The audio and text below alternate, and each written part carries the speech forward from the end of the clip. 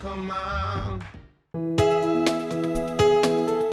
방송에서 제공하는 투자 정보는 투자 판단에 대한 조언입니다. 방송에서 제공하는 주식의 가치, 가격 상승 및 가격 하락에 대해서는 방송사에서 보장하지 않습니다. 안녕하세요. 해외 선물의 신 시즌3 김성희입니다. 전일 뉴욕 증시는 하루 쉬어갔고 휴일 보낸 후에 오늘 시장은 강한 상승을 보이고 있습니다. 코로나19 백신에 대한 기대감이 상당히 큰데요. 지난주 모더나에 이어서 오늘은 노바백스가 1단계 임상을 개시했다는 소식이 전해지고 있습니다. 이와 함께 시장 긍정적인 영향을 받고 있고요. 또 경제재개 기대감에 대한 그런 흐름들도 좀 보이고 있습니다. 3대 지수 모두 2% 안팎의 강한 상승 보이고 있는 상황입니다. 오늘도 저희와 함께 글로벌 증시 상황 살펴보시고 선물 투자 매매 전략들도 함께 챙겨가 보시기 바랍니다. 1시간 동안 다양한 내용들 전해드릴 텐데요. 더 자세한 내용 원하시는 분들은요. 전화번호 02-3153-2611, 2612번으로 전화 주시거나 문자번호 샵 0082번으로 문자 주시면 안내해드리도록 하겠습니다. 또 해외 선물의 신은 유튜브로도 함께 하실 수 있는 거 아시죠? 유튜브 검색창에 서울경제TV 검색하시면 라이브 방송 보실 수가 있고요. 또 실시간으로 채팅창 참여도 가능합니다. 여러분의 많은 참여 기다리고 있겠습니다.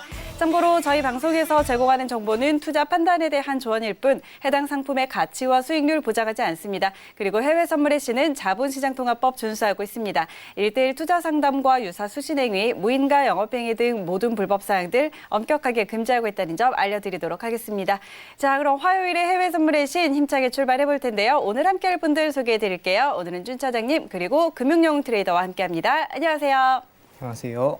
네, 반갑습니다. 자, 오늘 화요일에 원래 우리 두 영웅들이 나오는 날인데 오늘은 또 외롭게 혼자 나오셨어요. 네, 어떻게 된 건가요? 영웅님, 외환영웅께서 너무 바쁘셔서 네. 저 혼자 오게 되었습니다. 네, 인사 부탁드릴게요. 예, 안녕하세요.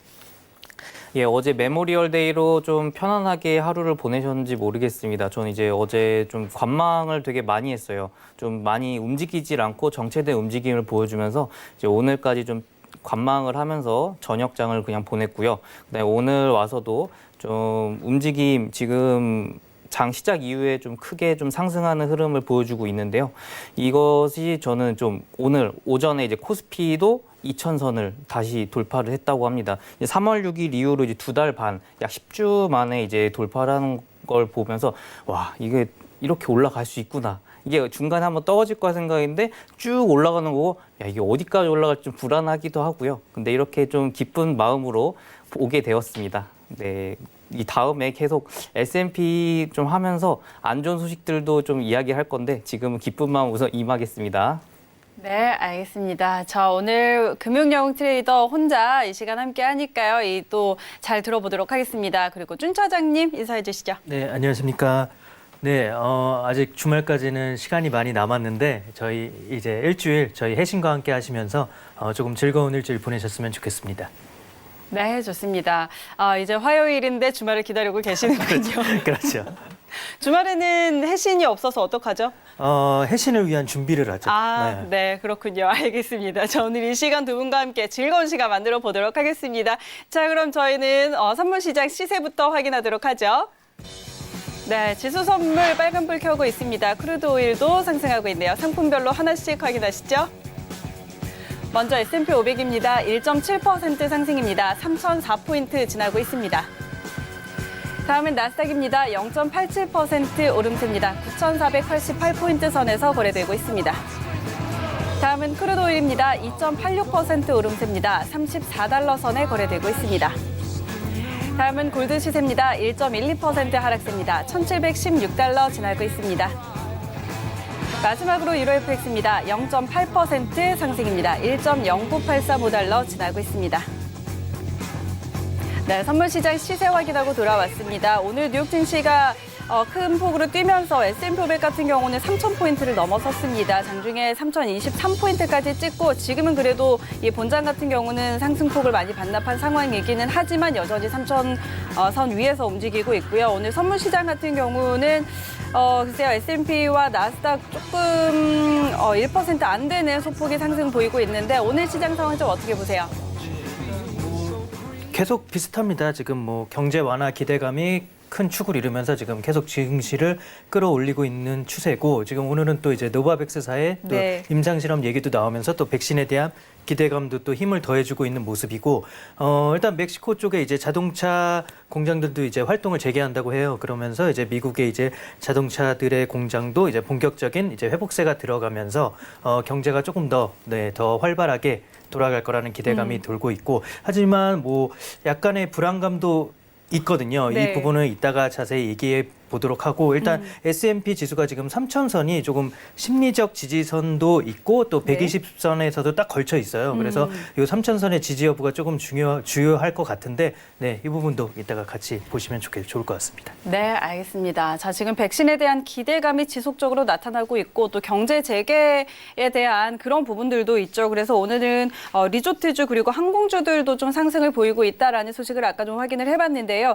자, 관련한 이야기들 잠시 후에 조금 더 자세하게 짚어보도록 하고요. 저희는 외신센터 연결해서 오늘 소식들 전해 듣도록 하겠습니다.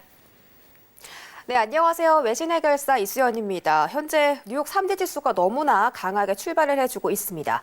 다우존스 지수가 2.32% 상승해서 25,032포인트를 지나가고 있고 S&P 500 역시 1.87% 상승해서 3,000선을 돌파했습니다. 3,010포인트를 지나가고 있습니다. 나스닥 지수 마지막으로 1.36% 상승해서 9,452선을 지나가고 있습니다.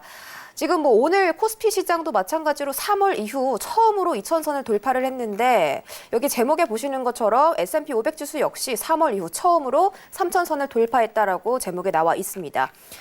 아까 오프닝 때 잠깐 전해드린 것처럼 지금 시장 투자자들이 보는 포인트가 세 가지가 있다고 합니다. 첫 번째로는 노바백스가 사람을 대상으로 첫 임상시험에 들어간 거고 두 번째로는 미국 경제 재개에 대한 기대감. 지금 50개 주가 경제 재개를 슬슬 점진적으로 하고 있기 때문에 지금 많은 항공주 그리고 리조트주 이런 여행 업종들이 강세를 보이고 있다고 합니다. 카니발이 10.8% 급등, MGM 리조트가 8.9% 급등, 유나이티드 항공이 9% 이상 급등하면서 여러 가지로 지금 섹터군들이 강행을 보여주고 있습니다. 마지막으로 지금 S&P 500에 200일 이평선을 좀 주시하라는 전문가들의 분석이 나왔는데요. 이 이야기는 잠시 후에 조금 더 자세하게 외신에서 다뤄보도록 하겠습니다. 그럼 오늘 준비한 첫 번째 뉴스부터 만나보시죠.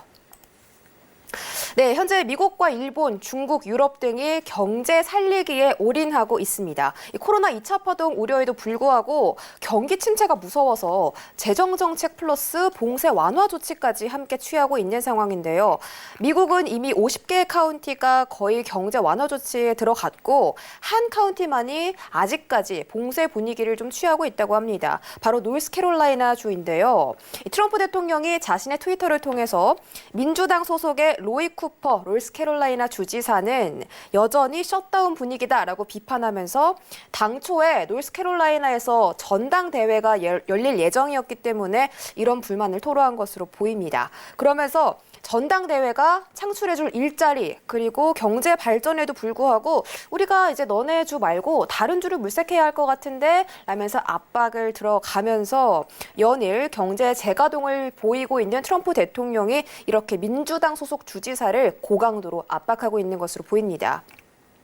이 미국뿐만이 아니라 지금 유럽도 경제 재개방에 들어갔습니다. BBC에 따르면 영국이 6월 초부터 중순까지 야외 시장이나 백화점을 비롯한 모든 소매점의 문을 활짝 열기로 했습니다. 스페인 역시 엄격하게 봉쇄했던 마드리드와 바르셀로나 같은 도시들을 서서히 재개방하기로 시작했습니다.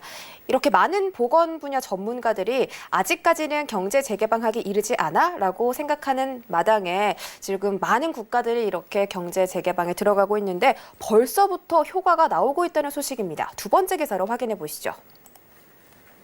네, 미국이 지난달부터 점진적인 경제 재개방에 들어갔는데요.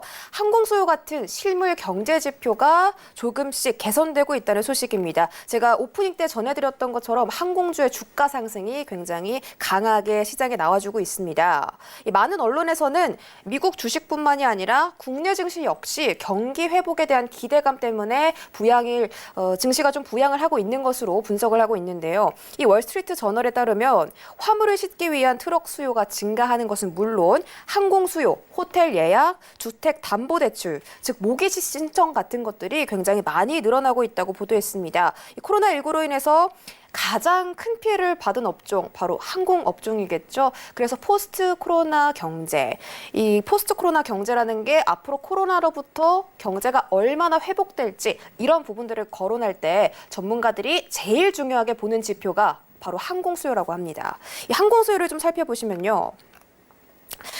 네, 이 지난달 중순까지만 해도 8만 명대를 기록을 했는데 지금 5월 22일까지 34만 명까지 올라왔습니다. 최저점 대비 4배가량이 지금 증가한 수요 증가를 보여주고 있는데 이에 비해서 주택 수요 역시 좀 점진적으로 증가를 하고 있는 추세입니다. 올해 최저점보다 41.8%가 증가를 해줬고 미국의 대표 화물 운송업체인 올드 도미니언에 따르면 4월에 거래량이 급감한 이후 수요가 꾸준하게 증가되고 있다면서 현재 미국의 경제 회복 분위기를 설명을 해주고 있습니다.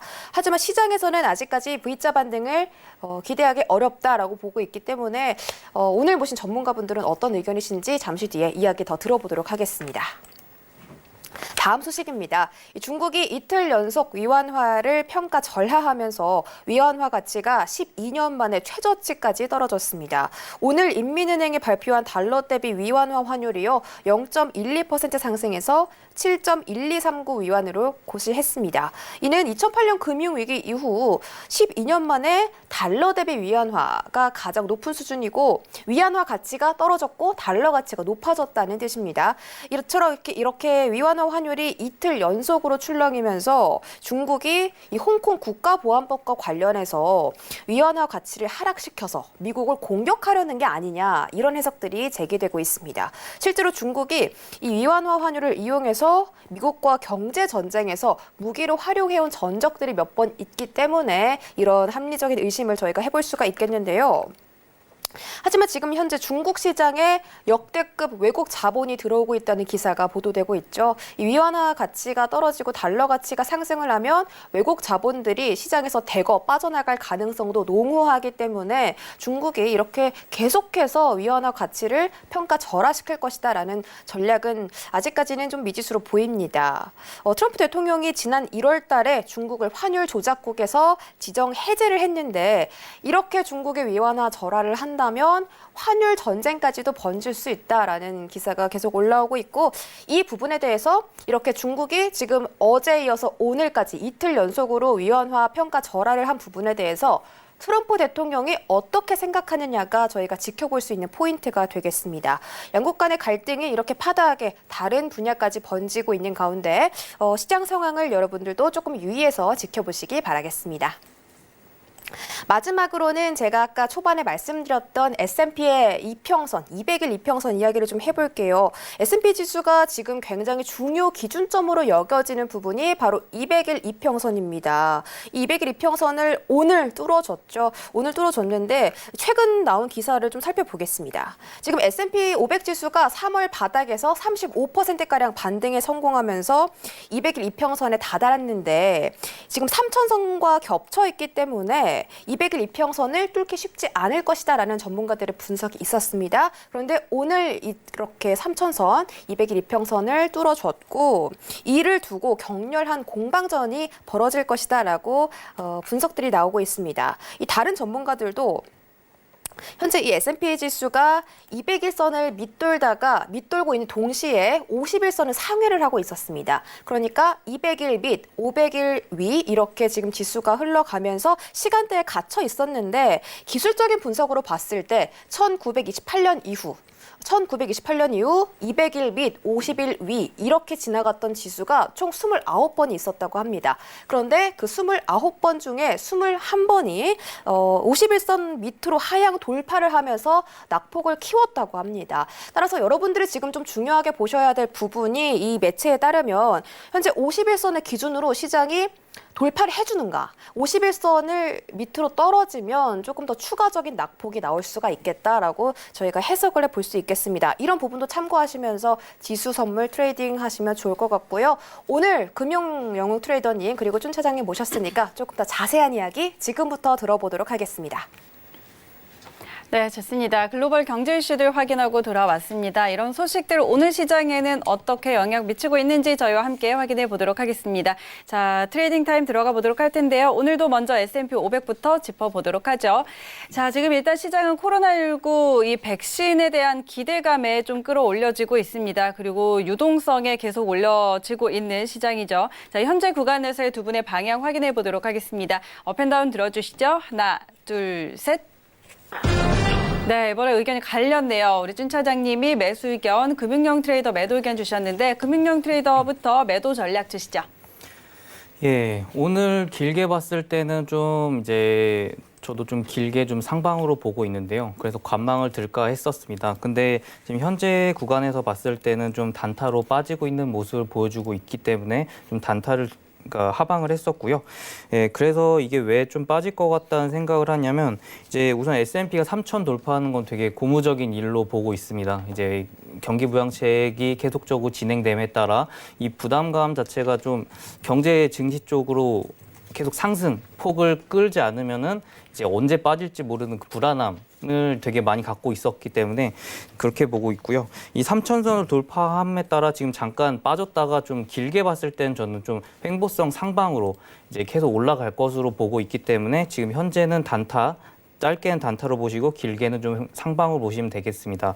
그래서 이제 미국 관련해서 좀 중국이 아까 이제 캐스터님께서 말씀하신 것처럼 이제 홍콩 국가보안법 이랑 이제 환율 조작국 관련해서 이야기가 나왔는데요. 저도 이 부분에 대해서 되게 많은 생각을 갖고 있는 게 우선 양해가 이제 전인대가 이제 폐막 시까지 좀 홍콩 보안법이 이게 마음을 짓겠다라는 뭐 협박성 발언을 했기 때문에 이 부분에 관해서도 좀 문제가 있고 그다음에 또 환율 조작국이 이제 2008년 2월 이후 가장 높은 수치로 보이고 있어요. 우선 7위안이 높은 달러당 7위안이 넘었을 때 포치라고 하는데 이 포치가 이번에 또 작년 8월 이후 때도 이제 환율 조작국 지정한 게 딱 7위안 넘었던 포치 시점입니다. 그래서 이번에도 넘었을 때 이게 조작을 했다고 하면은 이거 가지고 해서 또 미국이 뭐 환율 조작국을 하면서 좀 문제가 더 커질 것이고요. 근데 지금 현재 1차 무역 협상이 이루어진 상태이기 때문에 지금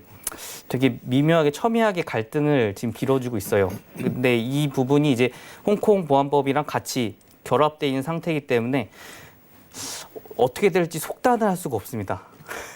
이걸 예상을 하게 되면 제가 뭐 점집에 좀 돗자리를 깔면 좋겠지만 지금 저는 좀 이걸 상황을 지켜본 결과 이 상황에 맞춰서 대응하는 게 제일 중요할 것 같습니다.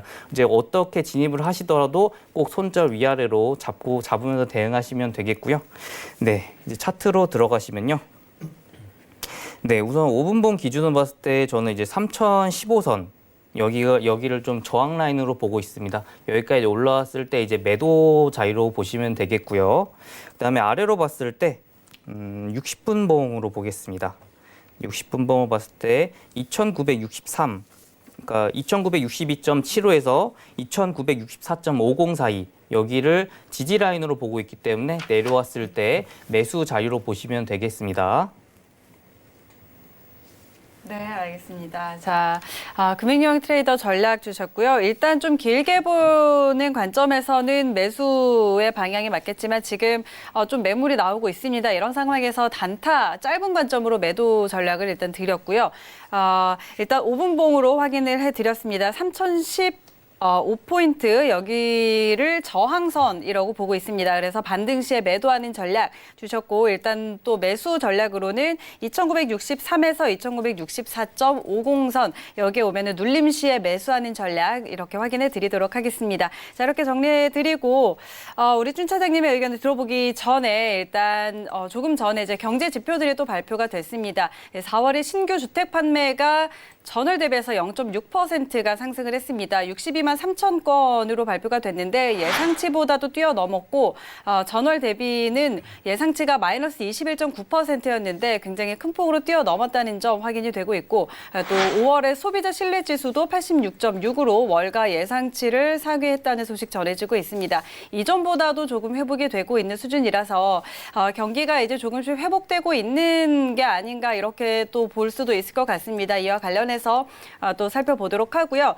자, 이제 쭌차장님 의견 한번 들어볼 텐데 지금 이렇게 코로나19의 백신과 관련해서 기대감을 높여가고 있고 또 조금 전에 확인했다시피 또 미국과 중국은 계속해서 갈등을 좀 빚고 있는 상황이죠. 게다가 중국이 고시 환율을 이틀 연속 또 올리면서 이 달러 대비 위안화를 평가 절하시키고 있는 상황인데 이게 또 금융전쟁으로 퍼질 것이냐 하는 문제도 좀 안고 있는 상황이고요. 좀 그렇죠. 어떻게 좀 보세요? 일단 뭐 환율 관련해서는 중국 쪽에서 지금 의도적으로 전혀 지금 막질 않고 계속 네. 지금 평가 절하를 지금 네. 계속 가고 있는 거죠. 그러면서 네. 뭐 수출 경쟁력도 높아지고 진짜 뭐 환율 정쟁으로 가는 게 아닌가 뭐 이런 우려를 보이고 있긴 한데 이게 어떻게 보면 미국에 대한 중국의 협상 카드죠. 이게 지금 그렇죠. 미국 쪽에서 계속 화웨이부터 해서 홍콩 문제부터 해서 지금 여러 가지를 계속 미국 쪽에 그 중국 쪽으로 태클을 걸고 있으니까 이제 환율 쪽으로 이제 방향을 틀어서 너희가 이렇게 하면 우리는 환율을 계속 절하하는 방향으로 나가겠다 이러면서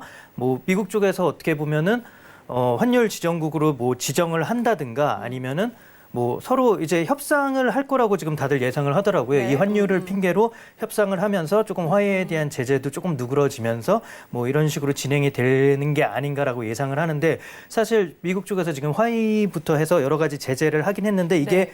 막상 지금 즉시 이렇게 효용이 있는 게 아니거든요. 이게 지금 다 어느 정도의 유예 기간을 지금 다 있어요. 한 네. 3개월에서 6개월 정도의 유예 기간을 준 거기 때문에 이게 지금 막상 이렇게 어떤 페널티를 부과한다기보다는 이제 중국의 이제 무역 합의에 대한 그런 이행을 이끌어내기 위한 것도 있고 뭐 항상 말씀드리는 그 대선에 대한 지지층 네. 결집 뭐 이런 측면도 있는데 지금 약간 상황이 달라진 거는 전에는 미국 국민들의 한 30%에서 40% 정도? 이 정도가 이제 중국에 대해 어느 정도 반감을 갖고 있었다고 할까? 이 정도였는데 지금 코로나 이후로 67% 정도의 미국인들이 그냥 반감을 가지고 있다고 하더라고요. 그래서 또 재밌는 게 지금 바이든하고 트럼프하고 지금 TV에서 이제 광고로 이제 서로 그런 대선 이런 네. 캠페인을 하는데 바이든 쪽에서는 그 제일 처음 코로나가 발발하고 시진핑의 그런 정책 이런 걸 보여주면서 그 트럼프가 아주 시진핑은 잘하고 있다 이런 캠페인을 보내고 있고 트럼프 쪽에서는 바이든이 그 오바마 밑에 부통령으로 있었던 네. 시절에 그 친중 그때는 조금 친중적인 전략이 그쵸. 많았거든요.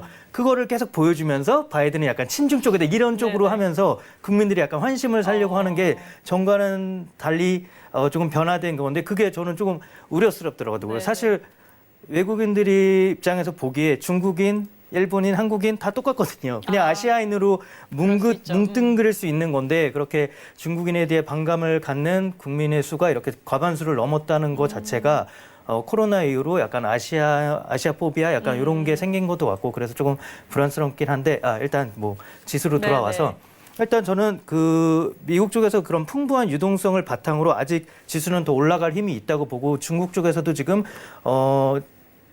이게 조금 아쉬운데 양회에서 사실 엄청난 이게 부양책이거든요. 네네. 근데 홍콩 보안법에 의해 이게 완전 그냥 없어진 맞아요. 것처럼 계속 홍콩 보안법 이슈만 나오고 있어서 좀 문제인데 일단 이 홍콩 보안법 관련해서 이제 28일 날 전인대가 끝나는데 이때 그냥 강행을 해서 붙이겠다고 뭐 하는 뉴스가 있어서 증시가 5월 28일까지는 저는 조금 더 올라갈 여지가 있는데 5월 28일쯤에 조금 흔들릴 여지가 있을 것 같고 네네. 또 6월 4일이 이제 홍콩에 또 시위가 있을 예정이라고 하는데 네. 그게 이제 천안문이 있었던 날짜거든요. 그래서 좀 대규모의 시위가 잡혀 있는데 이때 또 미국과 중국에 어느 정도 또 마찰이 있을 것 같아서 이때도 한번 흔들릴 요소가 있을 것 같고 또 불안 요소라고 하면은 지금 신흥국, 개도국, 뭐 칠레나 네.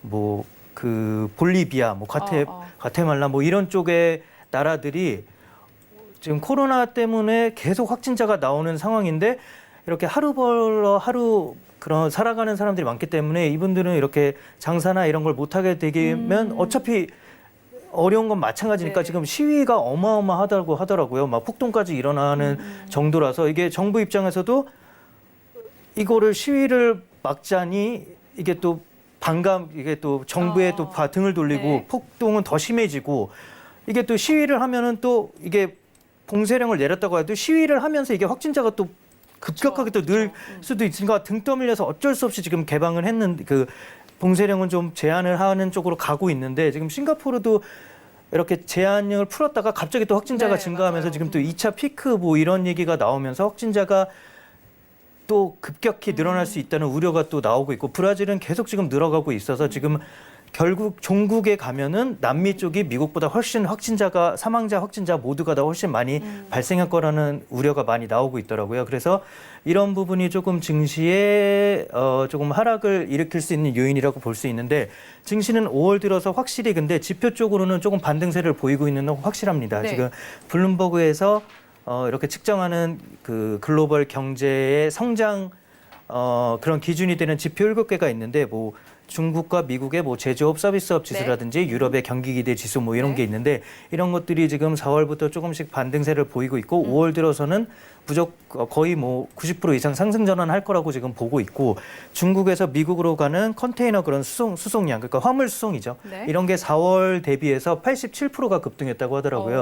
그러니까 확실히 지금 아직까지 증시와 실물 경기에 이런 괴리는 있지만 괴리는 조금 좁혀가고 있는 느낌이 있어서 증시가 아직 조금 부담이 있는 건 사실이지만 그래도 실물 경기 지표도 조금 따라오고 있고 유동성이 받쳐주고 있고, 홍콩에 의해서 지금 상세대에서 조금 부각되고 있진 않지만 중국의 이 양회에 나온 인프라 투자 부양책은 규모도 어마어마하고 곧 6월 이제 본격적으로 이제 뭐 철도 건설, 뭐 도로 뭐 이쪽은 6월부터는 시작한다고 하니까 이미 뭐 시작되고 있고 본격적으로 6월부터 시작된다고 하니까 확실히 이것도 증시를 끌어올릴 수 있는 요소기 때문에 아직 증시는 올라갈 요소는 있지만 이제 중국과 미국과의 이런 마찰로 인해서 조금 흔들릴 여지도 있고 고점에 지금은 사실 조금 급격히 올라온 감은 항상 있기 때문에 이거에 대해 차익 매물은 언제든지 나올 수 있다. 그래도 실물 지표와 증시의 괴리는 조금 좁혀지고 있어서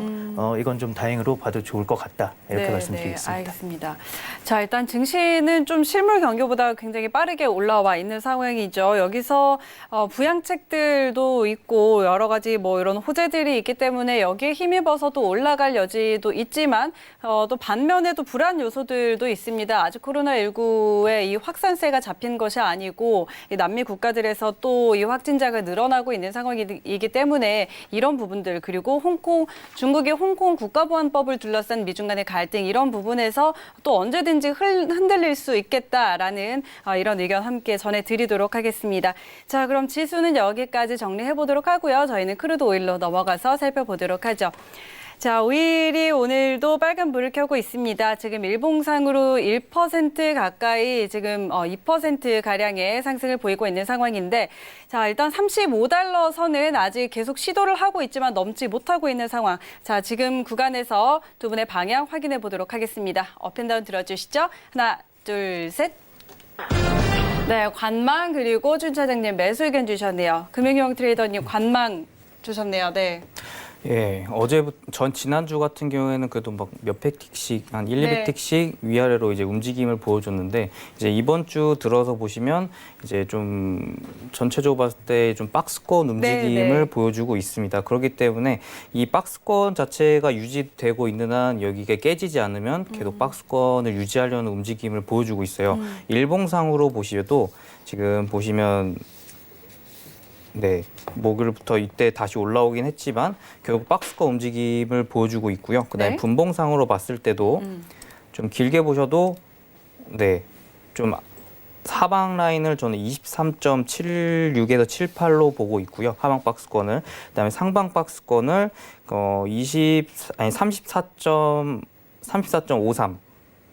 네. 이 사이로 보고 있는데 되게 짧은 박스권 내에서 계속 움직임을 보여주고 있는 상태입니다. 뭐 지난주 같은 경우 상승 움직임 많이 보여줬기 때문에 상승 계속 하지 않을까 싶었는데 이번 주 들어서 계속 박스권 내 움직임을 보여줘서 이게 이번 주는 좀 박스권 움직임 보여주려나 하는 그런 움직임이 들 정도로 계속적인 좀 조용한 흐름을 보여주고 있습니다. 그래서 좀 이제 미국이 이제 오클라호마 이제 쿠싱 지역 비축률이 이제 원래 83%까지 올라갔다가 이제 72%까지 이제 완화됐다는 이야기가 나왔습니다. 그래서 좀 쿠싱 지역이 되게 중요한 지역 중 하나인데, 여기서 이제 탱크탑 현상이 나왔을 경우 더 이상 저장 공간이 없었는데 다행히 이제 크루드 오일이 좀 계속 상승하고 있기 때문에 이 양이 줄지 않을까 하는 생각이 들고요. 그다음에 이제 미 전역으로 봤을 때도 5월 초에는 약 62%의 이제 좀 저장 공간이 이제 차 있었는데 지금은 약 1% 내린 61%, 약 5억 2,649만 배럴 가량이 이제 비축이 돼 있다고 합니다. 그래서 이 부분을 봤을 때 이게 좀 계속적으로 오일이 좀 상승을 한다면 이게 좀 폭이 줄어들고 오일이 여기서 조금 하락을 하게 된다면 이게 비축률 자체를 늘려주면서 이제 맞춰주지 않을까 생각이 들고요. 근데 이 35달러 선 계속 유지한다고 해도 셰일 업체 자체가 좀 계속적으로 파산 위설이 계속 돌고 있기 때문에 이제 견고한 업체 제외하고는 좀 그 이야기가 계속 나오지 않을까 싶고요. 그다음에 아까 이야기했던 차트 부분 또 추가적으로 진행을 하겠습니다. 네. 네, 10분봉으로 봤을 때 우선 박스권 내에서 움직임이 있고 그다음에 이제 33.30선까지 떨어졌을 때 여기를 전 지지 라인으로 보고 있습니다. 여기까지 내려왔을 때 지금 상승하는 그런 매수 자리로 보고 있고요. 그다음에 상방 같은 경우에는 이제 예전 전저점을 봤을 때 35달러 선까지 간 적이 있어요. 네. 네, 여기 35.19 선을 넘었을 때는 좀 계속적인 매수 전략이 좀 더 낫지 않을까 보고 있습니다.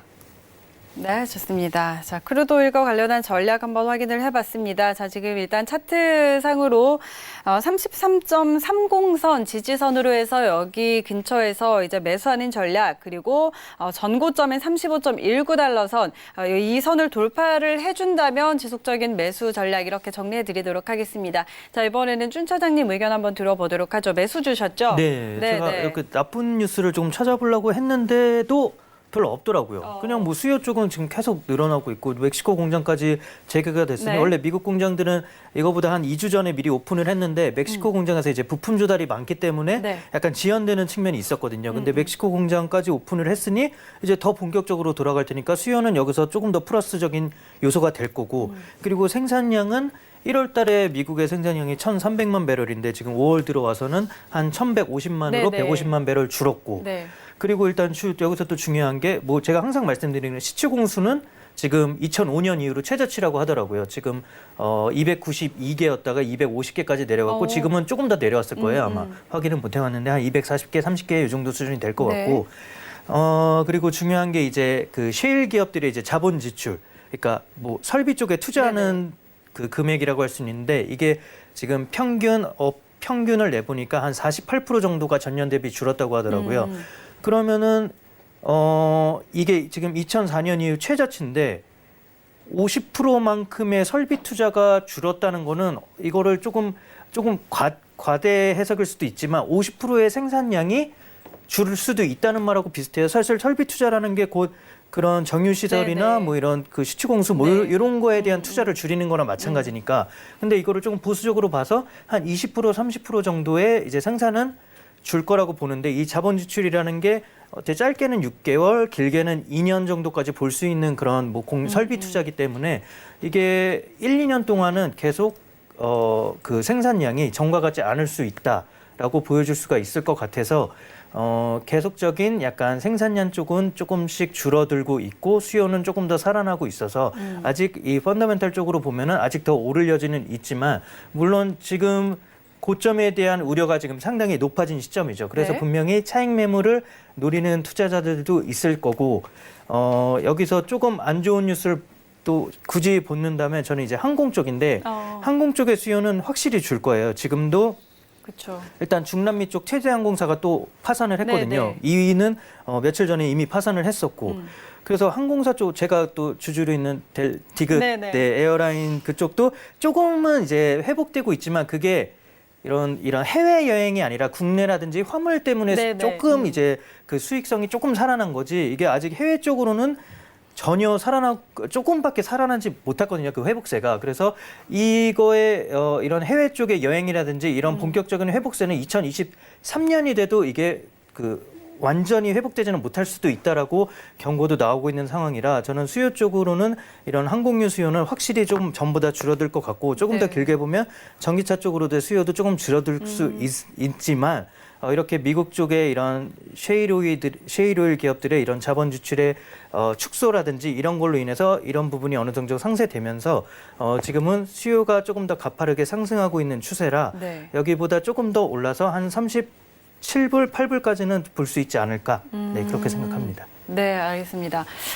일단 뭐 항공과 관련한 여행 수요는 확실히 좀 빠르게 회복되지는 않을 것 같습니다. 그리고 일단은 지금 뭐 오일과 관련해서는 셰일 업체들의 자본 지출이 절반가량 감소했다는 점, 이런 부분들은 확실히 또 작용을 할 수도 있을 것 같다는 생각이 들고요. 그런데 $35를 계속 시도는 하고 있는데 이 위로 올라서지 못하고 있거든요. 그렇죠. 네, 네. 돌파를 이게 뭐 35불 되면 이제 뭐 고점에 대한 뭐 차익 매물이라든지 그리고 35불도 어떻게 보면 좀 심리적으로 저항선 역할을 네, 또 네. 할 수도 있잖아요. 네, 그래서 뭐 이거에 대한 뭐 시도는 계속 있을 텐데 뭐 저는 뭐 당연히 뭐 오늘 내일을 보는 건 아니고 그쵸. 네, 저는 그냥 이렇게 그 균형 재정 유가 뭐 그런 거 네, 있잖아요. 네. 그런 측면에서도 최소 37, 8불은 가야지 셰일 업계도 이제 지탱을 이제 할 수 있는 수준이 되기 때문에 그 레벨까지는 자연적인 감산이 계속 이루어지면서 공장이 돌아가는 수요적 측면이 플러스 되면서 네. 37, 8불까지는 그래도 갈 수 있지 않을까. 네, 그렇게 생각합니다. 알겠습니다. 네. 자, 지금 크루드 오일은 수요는 조금씩 되살아나고 있고 또 생산량은 감소하고 있는 추세가 지속이 되고 있습니다. 이런 상황에서 오일은 여기서 조금 더 37에서 38달러까지는 갈 수 있을 것 같다. 조금 장기적인 뷰입니다. 이렇게 정리해 드리도록 하겠습니다. 자, 오일까지 정리를 해봤는데 저희가 기다리고 있는 시간이 다가왔습니다. 우리 금융여공 트레이더의 투자 팁 오늘 준비를 좀 해주셨는데 오늘도 보조지표 그리고 경제지표 하나씩 준비해 주셨네요. 오늘 바로 한번 더 들어볼까요? 예, 안녕하세요. 예, 오늘 이제 해외 선물이신 이제 시즌 3 이제 금융 3분 팁 관련해서 이제 오늘은 3분보다 조금 더 나갈 수 있다는 점 좀 참고해 주시면 되겠고요. 오늘은 그 전에 한 줄 알았는데 MACD를 제가 안 했더라고요. 그래서 MACD를 들고 나왔습니다. 이제 MACD 같은 경우에는 많이들 사용하실 거예요.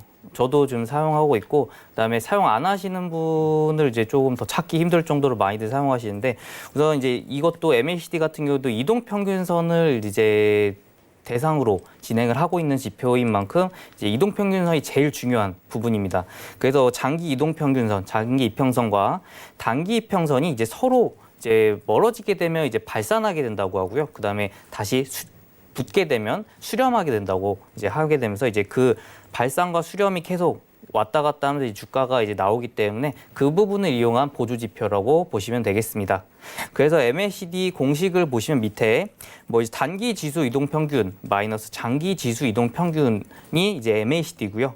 시그널선은 이제 N일의 MACD 이동 평균 값입니다.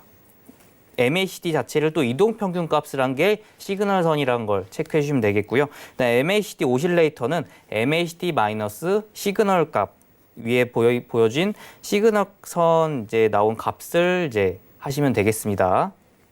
근데 이 공식들이 그전에도 이야기했듯이 이걸 외운다고 뭐 적용할 수 있는 것이 아닙니다. 그냥 지표적으로 그냥 추가를 해놓으시면 알아서 이게 표시가 되니까 이 부분은 그냥 보고 이렇게 지수 이동평균선이 중요한 거구나. 그냥 이 부분만 체크하시면 될 것 같습니다. 그래서 MACD 활용으로 넘어가면요. 그다음 MA가 이평선인데 이제 커버전스가 이제 정방향이고 그다음에 다이버전스가 역방향입니다. 그래서 이 크로스 할 때 이제 매수 타점으로 보신 분들도 계시고요. 그다음에 그 0점 넘었을 때를 또 매수 타점으로 보시는 경우도 있습니다. 그래서 이거는 이제 좀 본인한테 맞는 걸 하셔야 돼요. 그래서 보조지표를 할 때 바로 적용을 하는 게 아니고 숫자도 계속 변형을 해보고 그다음에 이 보조지표가 왔을 때 진짜 올라갈 때 같이 올라가네. 이거 역방향할 때 좀 시간 이제 다이버런스가 왔을 때 좀 시간이 지나니까 바로 바뀌더라. 그렇게 되면 이 MACD 값이 정확하다고 보시면 되겠고요. 그리고 MACD가 정확하다고 이 하나만 하시면 안 되는 거 아시죠? 그전에도 몇 번 이야기했는데 제가 요 근래 또 그 이야기를 안 해서 까먹을 수도 있을까 봐 이 부분 다시 한번 이제 중요하게 보고 있습니다. 그리고 MACD 관련해서 또 거래량을 좀 같이 보시면 좀 더 확실하게 보실 수 있다는 점 이제 알아두시면 되겠고요. 그리고 이제 어쨌든 이게 보조 지표들이 다 후행성을 가지고 있다는 점 좀 보시면 되겠습니다. 그리고 MACD 오실레이터 아까 제가 이야기를 했는데 MACD와 이제 시그널의 차이를 이제 바 차트로 나타낸 지표인데 뒤에 이제 차트 편에서 보여드리겠습니다. 그리고 MACD WSAR이라는 게 있습니다. 저도 이거 하면서 알게 됐는데요. MACD와 이제 파라볼릭 SAR을 결합한 일종의 이제 바이너리 웨이브 지표로 MACD와 MACD 시그널과의 관계가 그다음에 파라볼릭과 종가와의 관계를 통해 이제 매수 신호 땐 플러스 1, 그다음에 매도 신호 땐 마이너스 1을 나타낸다는 것, 그 부분만 아시면 되겠고요. 하나의 매수 신호일 땐 플러스 1, 그다음에 하나의 매도 신호일 땐 마이너스 1, 그다음에 둘 다 매도 신호일 땐 마이너스 2, 그다음에 둘 다 매수 신호일 땐 플러스 2. 그래서 좀 1이나 마이너스 1 때보단 2 때나 마이너스 2 때 그때를 좀 매수 타점을 보시면은 조금 더 정확하게 진입할 수 있겠죠. 그전에도 말씀드렸다시피 많이 들어가는 게 좋은 게 아닙니다. 조금이라도 수익 나고 빨리 청산하시고 청산은 빨리 안 하시더라도 이제 많이 진입하시기보다는 이제 좀 가지고 오를 것 같으면 계속 가지고 가시고요. 그다음에 좀 횡보장이다 그러시면 청산하신 다음에 또 다음에 또 진입 자리를 보시는 것, 그것도 되게 중요하시대요. 네, 여기서는 MACD 차트입니다.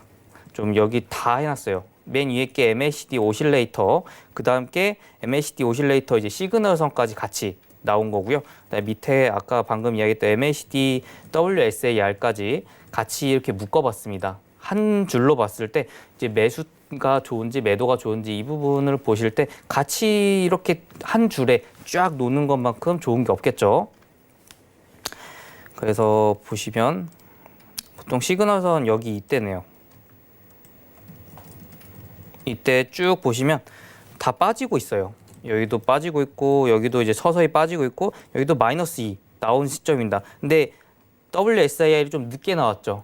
그렇게 됐을 때 WSIR 값을 좀 조정을 하실 필요가 있습니다. 예, 이 영문 같은 경우에 이제 처음 나온 숫자가 이제 12, 26, 9로 나와 있습니다. 뭐 12가 단기, 그다음에 장기가 26, 그다음에 시그널선은 9로 나와 있기 때문에 이 부분을 그대로 이용하기보단 무조건 숫자를 바꾸시는 걸 추천드려요. 하나씩 바꾸면서 차트에 대입하시는 거. 이제 이게 처음엔 지루하실 수 있어요. 근데 맞다 보면 와 이거 대박이다. 어떻게 이렇게 딱 맞지? 라는 생각이 드는데 근데 그렇다고 또 자만하시면 안 돼요. 좀 다른 보조지표랑 같이 이제 참고를 하시면 되겠고요. 또 뒤쪽으로 쭉쭉 보겠습니다. 이때 한 번 더 되네요.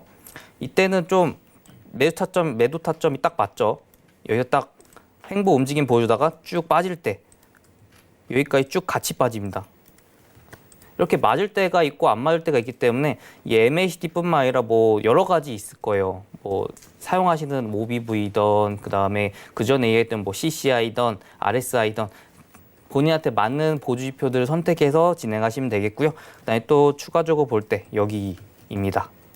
여기 같은 경우에는 좀 횡보 움직임이 좀 길게 있었는데 좀 길게 봤을 때 이제 횡보성 하방 움직임을 보여주고 있죠. 그동안 MACD 같은 경우에 계속 빠지고 있는 흐름 보여주고 있기 때문에 이때도 매도 타점 정확하게 맞았습니다. 그래서 본인한테 맞는 타점을 하시면서 MACD 값 조정하시면 되게 충분히 수익 나실 수 있는 보조지표 중 하나니까 참고하시면 되겠고요.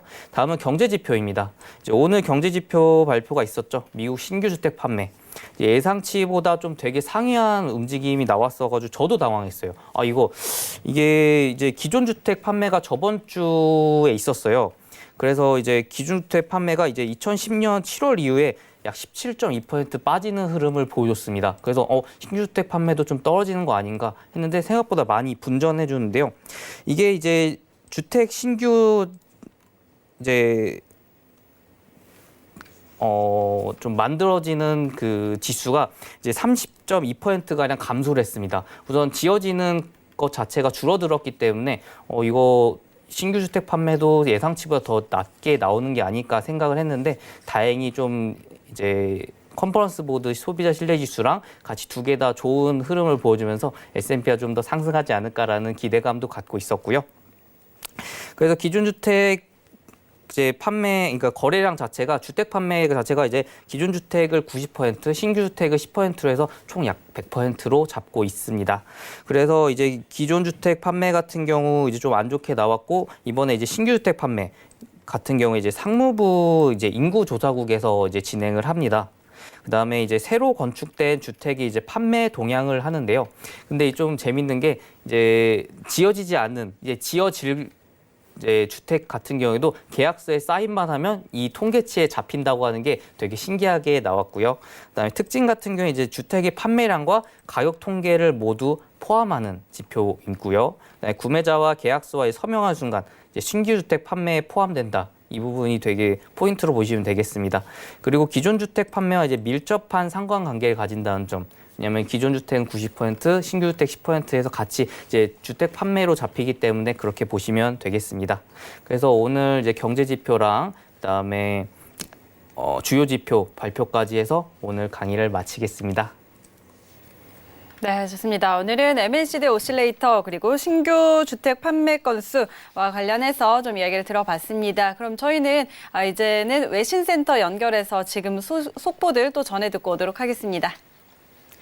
네, ECB죠. 유럽 중앙은행의 수석 이코노미스트 필립 레일이 발언이 속보로 이어지고 있습니다. 유로존의 경제가 4월에 이미 바닥을 쳤다라는 보도인데요. 제 생각에는 4월에 정확히 바닥을 쳤다고 확신합니다. 라고 자신감을 드러내는 발언을 했습니다. 그는 내년에 무슨 일이 일어나느냐, 그리고 경제가 얼마나 빨리 회복되느냐가 지금 시장의 주요 불확실성이다라고 내다봤습니다. 하지만 그러나 ECB의 또 다른 전략가는 지금 현재 치솟는 국가 부채가 유럽 투자자들을 위협할 것이라고 경고하면서 하방 압력이 조금 더 취약한 국가들에게 재점화되고 있다라고 분석을 했습니다. 사실 이런 국가 부채 문제는 지금 수많은 재정 정책을 부양하고 있는 국가들에게도 해당되는 이슈이기 때문에 이 부분도 주요하게 살펴보셨으면 좋겠습니다. 다음으로는 월스트리트 저널이 미국과 중국 사이의 갈등이 주식 시장에도 영향을 미치면서 미국에 상장된 중국 기업들이 본토로 돌아갈 계획에 착수했다고 밝혔습니다.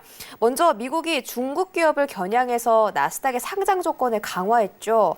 이 미국 증시에 상장되어 있는 중국 기업들의 시총이 1조 달러 규모, 약 1,000조 원가량의 규모인데 이 중에 3.3%라고 합니다. 그러니까 미국 전체 시장의 3.3%가 지금 중국 기업들이 차지를 하고 있는데 그중에서 절반가량이 중국의 알리바바 기업의 몫이라고 합니다.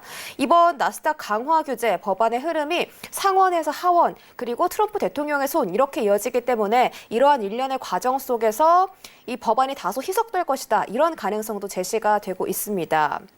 그런데 이런 과정 속에서도 중국 기업들이 자신들의 본토로 돌아가는 옵션을 절대 배제하지 않을 것이다라는 분석을 지금 월스트리트 저널이 내놓고 있고요. 홍콩 증시가 중국의 차안일 수는 있겠지만 중국이 홍콩 국가보안법의 제정을 강행할 것으로 보이기 때문에 홍콩 증시의 미래 역시 어둡다는 보도가 나오고 있습니다. 과연 지금 뉴욕 증시에 상장된 중국 기업들의 행보가 어떻게 튈지는 저와 함께 지켜보도록 하겠습니다. 여기까지 속보 전해드렸습니다. 네, 속보 전해 듣고 돌아왔습니다. 그럼 저희는 계속해서 트레이딩 타임 빠르게 진행해 보도록 하겠습니다. 이번에는 골드 한번 짚어보도록 하죠. 골드가 좀 힘이 좀 빠진 모습입니다. 지금 1,711달러 선까지 내려와 있는데요. 두 분의 방향 확인해 보도록 하겠습니다. 업앤다운 들어주시죠. 하나, 둘, 셋. 네, 쭌차형님 관망 금융영웅 트레이더 매도 의견 주셨네요. 먼저 매도 전략 확인할게요. 예, 이제 금 같은 경우에 저는 좀 길게 봤을 때 어제 오늘 봤을 때 좀 횡보 움직임을 보여줬습니다. 근데 이제 보시면 이제 차트를 보시면 이제 3분봉을 봤을 때 이제 여기 이제 1730선하고 이제 1720선 이 사이 약 100틱 사이에 좀 박스권의 움직임을 보여주고 있습니다. 지금 여기서부터 여기 이제 어제 오늘 좀 이 사이에서 있었기 때문에 이 사이에 박스권을 좀 이탈한 시점에서 계속 좀 하방으로 보고 있고요. 그래서 올라왔을 때 좀 매도 자리로 보고 있습니다. 그래서 1차 저항 라인부터 체크를 하면요. 이제 저는 여기 1716.4에서 1719.7 좀 약간 위아래 좀 폭이 있는데 이 사이를 1차 저항선으로 보고 있습니다. 여기 올라왔을 때 매도 자리로 이제 단타적으로 괜찮고요. 단타 단기적으로. 그 다음에 3분봉 여기 1729.29에서 1727.9 사이 여기를 2차 저항 라인으로 보고 있습니다. 여기를 넘었을 때는 좀 약간의 좀 상승의 힘을 받을 수 있겠지만 이 사이에 이제 박스권 내에 있을 때는 좀 이제 저점에서 매수하거나 고점에서 매도하는 방향도 좋은 이제 투자 방법이라고 보일 수 있겠습니다. 네, 좋습니다. 금융영웅 트레이더의 전략 확인해 봤습니다. 1차 저항선 1716에서 1719선, 그리고 2차 저항선 1727에서 29선 이렇게 확인해 드리도록 하겠습니다. 자, 준 차장님 아주 짧게 부탁드릴게요. 짧게. 지금 골드는 재미가 없어요. 아. 지금 증시 쪽이 이런 쪽이 더 수익성이 좋기 때문에 네. 증시로 가고 정 골드를 들어가고 싶으면은 아까 말씀드린 그 5월 28일이나 네. 6월 4일 증시가 조금 흔들릴 만한 그런 이유가 있을 때 그때 한번 들어가 보시는 게 어떨까. 네, 알겠습니다. 자, 이렇게 짧고 굵게 준 차장님 의견까지 확인해 봤고요. 두 분 여기서 보내드리도록 하겠습니다. 오늘 말씀 고맙습니다. 네, 참고로 저희 방송에서 제공하는 정보는 투자 판단에 대한 조언일 뿐 해당 상품의 가치와 수익률 보장하지 않는다는 점 다시 한번 알려드리도록 하겠습니다. 오늘 내용은 여기까지고요. 저희는 내일 다시 돌아오겠습니다. 고맙습니다. Watch from far away, but you always knew that you'd be the one to work while they all play. And you'd lay. 본 방송에서 제공하는 투자 정보는 투자 판단에 대한 조언입니다. 방송에서 제공하는 주식의 가치, 가격 상승 및 가격 하락에 대해서는 방송사에서 보장하지 않습니다.